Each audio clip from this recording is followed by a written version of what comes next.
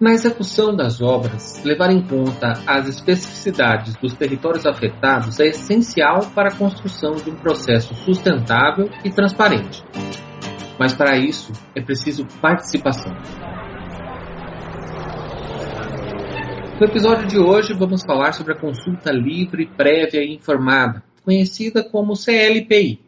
Esse é um mecanismo fundamental para garantir que comunidades tradicionais, como povos indígenas e quilombolas, sejam ouvidas antes que os projetos que possam impactar suas terras, culturas e modos de vida sejam aprovados ou implementados. Mas por que isso é tão importante? Como é que isso funciona na prática? Eu sou Cláudio Oliveira e hoje, nos Diálogos para o Desenvolvimento e a Infraestrutura que Queremos, recebemos John Hazen, ele que é advogado no programa Xingu do Instituto Socioambiental, o ISA, para falar um pouco mais sobre o papel da CLPI e sua relação com as obras de infraestrutura. John, muito bem-vindo, grato pela presença. Muito obrigado, Cláudio, pelo convite e saudações aí a você e aos nossos ouvintes. John, a primeira coisa que a gente precisava entender é justamente o que é essa consulta livre, prévia e informada. A gente sabe que muitas pessoas já dominam o mecanismo, mas eu queria que você falasse um pouquinho mais como é que ela chega no Brasil, como que ela é implementada, enfim, hoje ela está incorporada já no ordenamento nacional, né? Isso, a consulta livre prévia informada é um direito dos povos indígenas, quilombolas e outras populações tradicionais, né? Que é reconhecido pelo direito internacional, pela Convenção 69, do qual o Brasil é signatário e que já foi incorporado, né, na legislação brasileira, está incorporado desde 2004, né, pelo Decreto 5051, e que tem já também uma ampla jurisprudência reconhecendo esse direito das comunidades e povos de serem escutados, né, na busca de um consenso, de um consentimento deles antes da realização de obras ou da tomada de decisões que impactem a vida deles, os territórios, né, e suas culturas. John, se a gente pensar assim, vamos dizer, stricto sensu, né, ou seja, de acordo com o que deveria mandar a regra, quantas consultas livres, prévias e informadas foram feitas no Brasil no momento adequado, ou seja, antes das obras serem anunciadas, porque a partir do momento que elas são anunciadas, o impacto na região já começa, especulação de terra, etc, etc. Sim, é verdade. Hoje no Brasil a gente tem um certo problema na implementação do direito de consulta, que é uma visão tanto arraigada dentro do Estado brasileiro de ver a consulta como uma parte integrante só do licenciamento ambiental, né? Principalmente falando de empreendimentos e obras de infraestrutura. O que é um problema, né? Porque como você falou, a partir do momento em que é feito o planejamento dessas obras, já começam a existir impactos, né, sobre os territórios. E para além disso, quanto mais tarde é feita a consulta, ou quanto mais tarde, dentro do processo, né, de execução desses empreendimentos, é dada a oportunidade dos povos atingidos de se manifestar, menor acaba sendo a capacidade dessas intervenções de gerar um efeito concreto sobre as decisões, né? Então, se a gente for olhar desse ponto de vista da necessidade de escutar os povos e comunidades tradicionais em todo o processo de tomada de decisão, eu diria para você que eu não conheço nenhum processo de consulta no Brasil que tenha sido realizado de forma adequada, né? Considerando toda essa longa cadeia que é, de fato, a tomada de decisões. É interessante, né, John, porque a gente pensa assim, se a obra já está no planejamento, em tese já há uma decisão favorável a ela. Aí como é que fica a decisão dos povos indígenas ou das comunidades tradicionais em negar aquela obra que, em tese, às vezes já está sendo até provisionada no planejamento de infraestrutura de longo prazo, como, por exemplo, o Plano Nacional de Logística 2035? Uhum. Sim, e isso é um problema com certeza, porque o objetivo da Convenção 69, né, é estabelecer o direito de consulta, o dever de consulta para o Estado e o direito de consulta para as comunidades. A ideia é possibilitar que esses povos eles tenham seja reconhecida a eles a autonomia de decidir sobre suas próprias prioridades de desenvolvimento, né, sobre o seu próprio futuro. Então, na medida que eles são excluídos do processo de planejamento, isso acaba violando, né, os termos da convenção e acaba violando o espírito da convenção, que é possibilitar que eles tenham uma participação efetiva nesses processos de desenvolvimento, né, que são capitaneados pelo Estado, mas que sempre têm intervenções e recebem elementos, né, de contribuições da sociedade. E no caso dos povos indígenas, quilombolas e populações tradicionais, isso acaba sendo violado pela demora, né, do Estado brasileiro de começar a implementação da consulta dentro de cada empreendimento, cada projeto. Perfeito. Nós acabamos falando de dois aspectos, né? A questão de ser livre, ou seja, eles poderem decidir favorável ou contrário sem nenhuma pressão, né?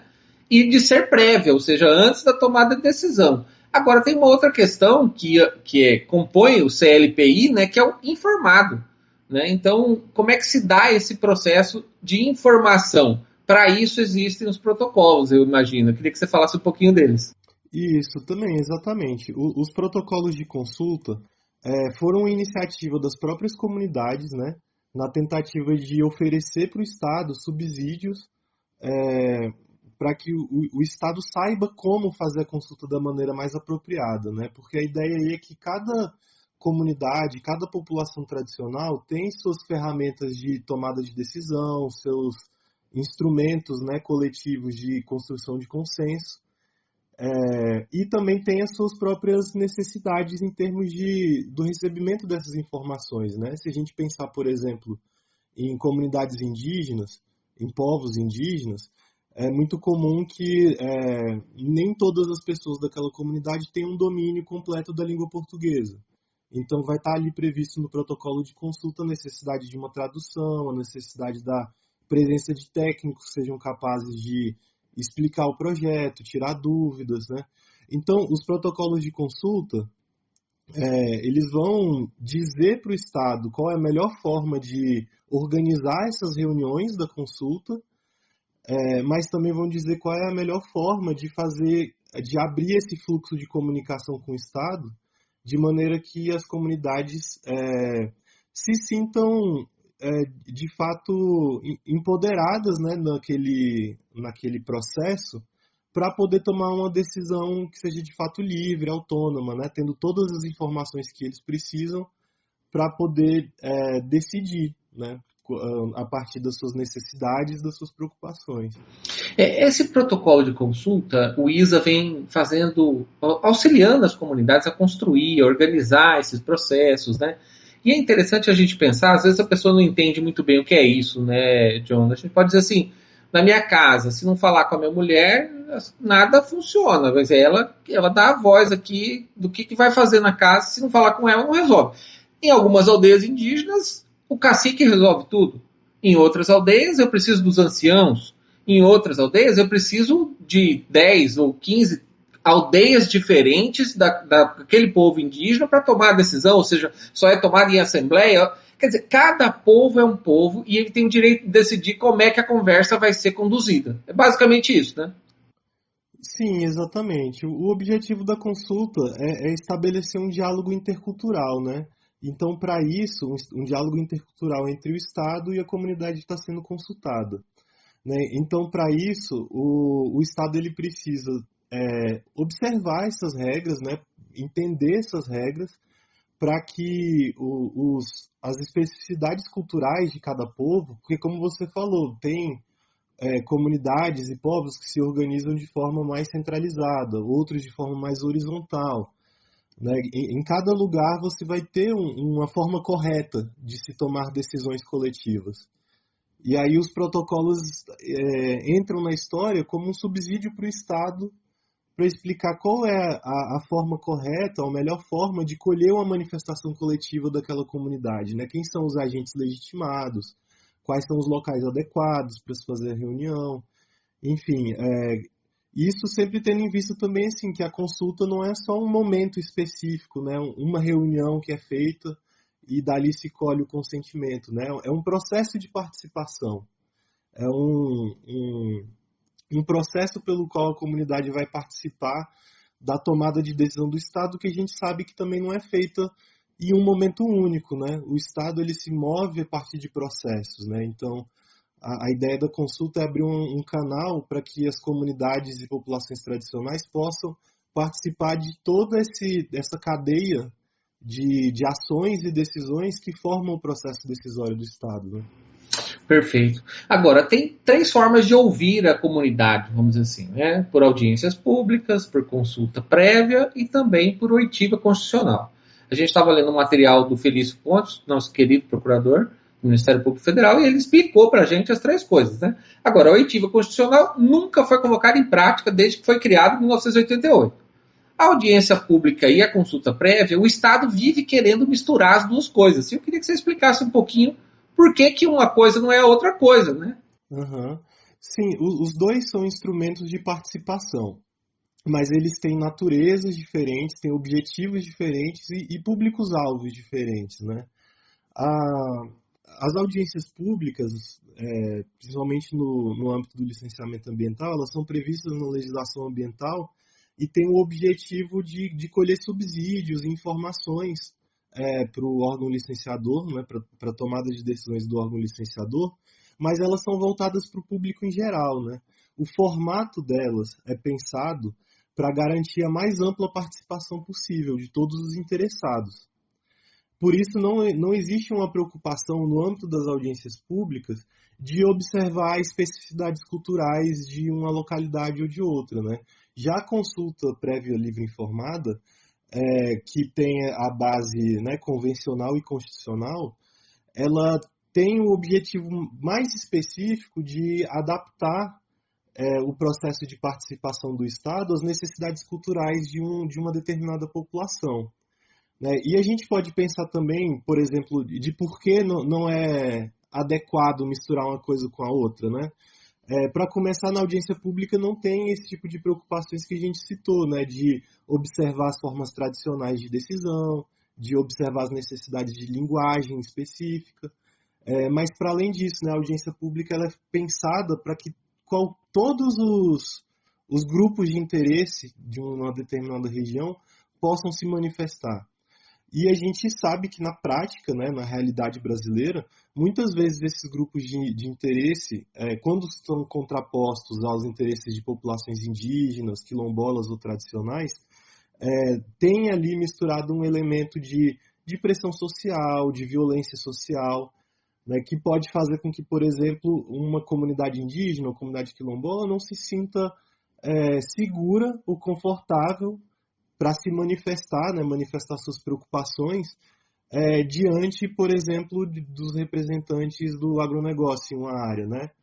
Não dizendo que necessariamente esses interesses são sempre contrapostos, mas a gente tem uma realidade brasileira em que, de fato, isso muitas vezes acontece e às vezes acontece para além da dimensão legal, jurídica, né? Passando para conflitos sociais que têm raízes mais antigas e mais intensas, né?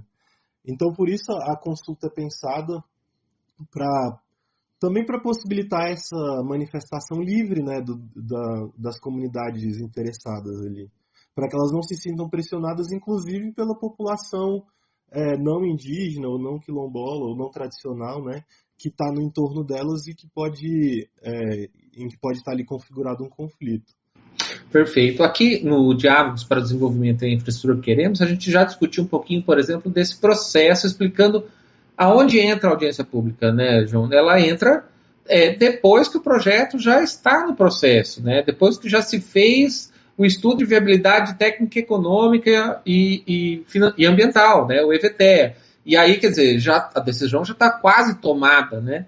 E aqui a gente está falando de uma consulta prévia, né? Ou seja, ela deve vir antes desse processo, né? E essas informações precisam ser compartilhadas com a população em geral. Agora, eu queria que você explicasse um pouquinho, João, por exemplo, por que, né, que a CLPI pode contribuir, né, para a sustentabilidade, para a viabilidade dos projetos de infraestrutura. A sensação que eu tenho é que uma obra parada custa muito mais caro, né, do que um processo de planejamento mais longo. Com certeza. abrir um diálogo do Estado, do empreendedor com as populações tradicionais que vivem ali na região pode ser muito importante para evitar a escalada de conflitos que muitas vezes são pré-existentes até a implementação de um projeto, né? Mas que podem, como você comentou, né, acabar gerando atrasos de anos dentro de um projeto e que muitas vezes acabam não sendo contabilizados como um custo econômico, né? Assim, a oitiva das comunidades, a oitiva não, a consulta às comunidades, ela tem essa possibilidade de evitar que conflitos socioambientais, né, que existem numa determinada localidade, acabem atrasando ainda mais a implementação de um projeto, né? Então, eu acredito também assim que é um cálculo que muitas vezes é feito de forma um pouco errada, né? Porque se calcula que a realização das consultas seria um custo econômico muito alto, só que isso deixa de considerar que o custo econômico dos conflitos decorrentes da não participação dessas comunidades pode acabar sendo muito maior e pode, inclusive, significar a não realização de um empreendimento ou o atraso de um empreendimento em anos, né? Que acaba gerando um custo não só pela não implementação do projeto, mas custos judiciais, custos de outras formas, né? De outras montas. Então, sim, eu Perfeito. acredito que ouvir as comunidades e fazer as consultas é uma forma também de economizar do ponto de vista do Estado. Sem dúvida nenhuma, John. A gente ouviu aqui a Adriana Ramos, né? Querida Adriana Ramos, falando um pouquinho sobre a experiência da BR-242, né? Que é uma rodovia aqui do estado de Mato Grosso, da onde vos falo, né? Que realmente foi uma construção longa, né? E até a trajetória da rodovia foi adequada, né? Mudada um pouquinho para atender os povos tradicionais ali, né, as comunidades indígenas e realmente hoje, quer dizer, uma obra que destravou e está andando, quer dizer, funciona. Agora, eu queria que se você tiver isso claro, João, assim, quais são os pontos principais que a gente precisa vencer, né, para que a consulta livre prévia informada realmente seja parte desse checklist do governo, ou seja, que realmente faça parte da cultura do planejamento governamental para obras de infraestrutura no Brasil. O que falta? Olha, eu acho que, em primeiro lugar, falta quebrar uma resistência por parte do Estado brasileiro de se abrir nesses momentos, né, no momento de planejamento. Porque a gente sabe que, na realidade, o planejamento de grandes obras de infraestrutura ele não é feito única e exclusivamente pelo Estado, né? Tem lobbies, interesses econômicos, por exemplo, que fazem parte desse processo decisório, né? Então não são decisões que são tomadas única e exclusivamente pelo Estado sem ouvir a sociedade, né? Partes da sociedade são escutadas. Então, uma coisa que eu acho que falta muito é que esse processo de escuta inclua também povos indígenas, quilombolas, comunidades tradicionais, né? Eu acho que esse é um ponto, né? Primeiro, mudar uma cultura institucional, né? Que entende que esses povos não teriam contribuições a dar no momento do planejamento. Isso é completamente falso, completamente errado. Eu acho que, inclusive, o exemplo que você deu da 242 é excelente para demonstrar isso, assim, né? Que a escuta das comunidades pode acabar resultando num empreendimento mais adequado à realidade local e que vai acabar sendo realizado com menos conflitos, com menos dificuldades, né? E também um demonstrativo de que essas comunidades e esses povos eles não são necessariamente não estão contra o desenvolvimento, né? Que essa é uma ideia que muitas vezes parece que é bastante enraizada em certos setores do Estado, de que não seria interessante escutar essas populações no planejamento, porque não seria do interesse delas, elas não teriam nada para contribuir. Pelo contrário, né, essas comunidades e esses povos eles estão interessados também no desenvolvimento regional de onde eles vivem. Só que eles têm preocupações que muitas vezes não são as preocupações que estão sendo levadas ali no momento do planejamento, né? Preocupações ambientais, preocupações de sustentabilidade, e das quais o Estado só teria se beneficiar ao escutar, né?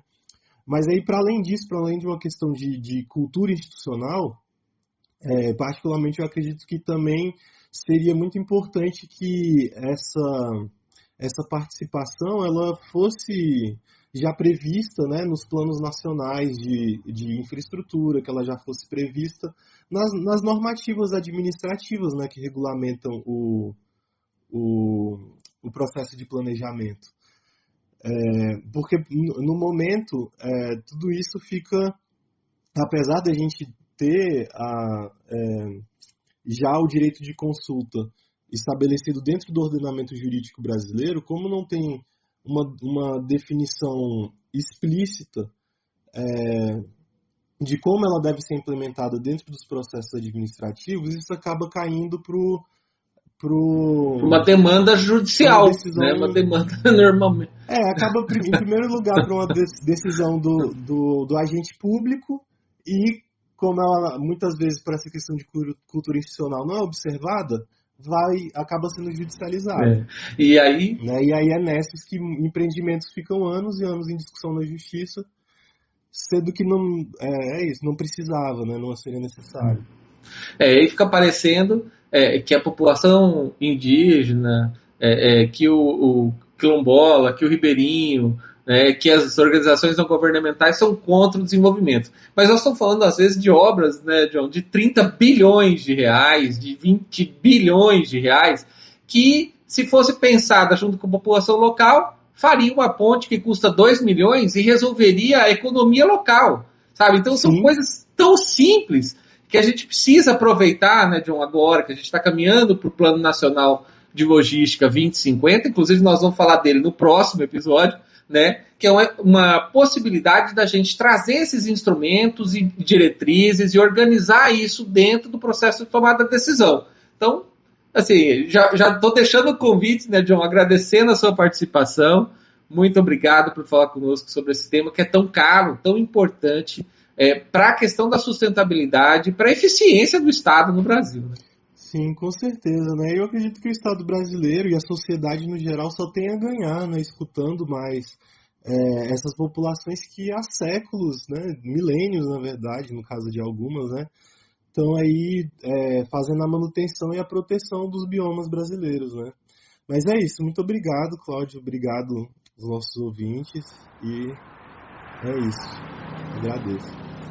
Maravilha. Chegamos ao fim, então, do nosso 9º episódio, né? No próximo episódio, como eu adiantei, a gente vai falar sobre o Plano Nacional de Logística 2050, ou seja, o planejamento para o futuro do Brasil, o futuro que você quer, que eu quero, que o nosso dinheiro constrói, e é por isso que a gente tem que pensar junto e entender como esse processo deve ser implementado. Então fica o convite para você participar, entender melhor os desafios e as oportunidades que a gente tem para fazer a implementação de um planejamento que respeite critérios socioambientais, de transparência e econômico também, porque a economia local é extremamente importante para esse país. Um grande abraço, até a próxima. Para saber mais e se aprofundar na temática de infraestrutura de transportes no Brasil, entre em nosso site gt-infra.org.br e nos siga nas redes sociais, @GTInfraestrutura. Compartilhe esse conteúdo e até a próxima. É aprender com os povos originários, é florestar mentes, é revolução. Não se pode esperar 2030 para promover a transformação. É aprender com os povos originários, é florestar mentes, é revolução. É florestar mentes, é revolução. Vamos apagar o apagão da consciência. Vamos apagar o apagão da inconsequência. Vamos apagar o apagão da consciência. Vamos apagar o apagão da inconsequência. Vamos apagar o apagão da consciência. Vamos apagar o apagão da inconsequência.